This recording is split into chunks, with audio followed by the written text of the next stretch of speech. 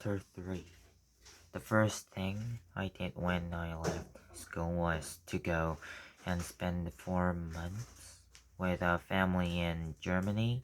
After the war, my mother felt that I ought to visit the country that had been our enemy. She thought it was important that I should realize that though Hitler and the Naz- the Nazis were evil, there were also ordinary Germans who did not like Hitler. But I didn't enjoy that visit much. The part of Germany I was in was black, felt and dreary.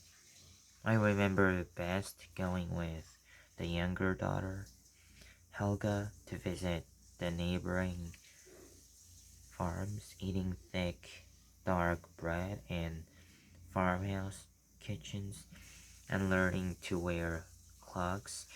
And I remember early morning walks through through flat, frosty fields where I saw Harry's bound away over the white hard ground.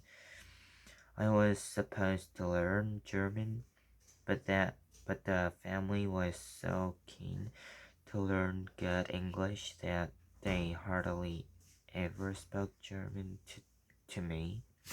Because as because as I've told you, I was bad at languages. I only picked up a smattering. One thing I have never forgotten. I went on a visit to the city on Cologne. Like so many other German cities, it had been heavily bombed by Allied forces during the war.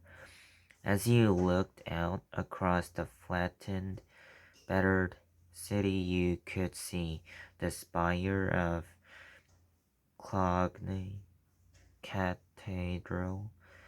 It rose quite undamaged from the rubble of the surrounding buildings. To me, it seemed like a message from God telling us that however bad things may seem in the end, goodness will win.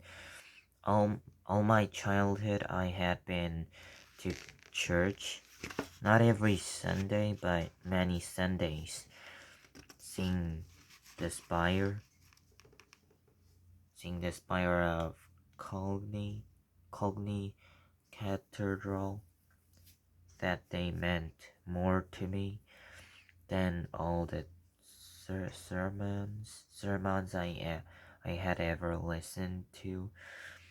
When I got back from Germany, I went to the secretarial school in London. Mum said that secretaries could get jobs anywhere in the world, and so I learned how to type and do shorthand and simple bookkeeping.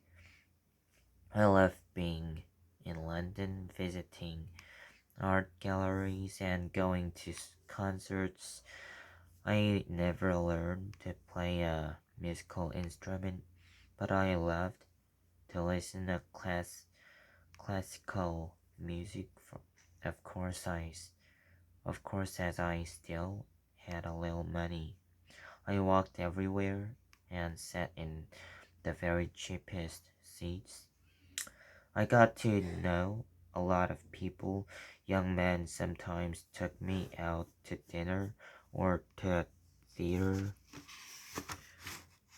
I had never had time for boys before.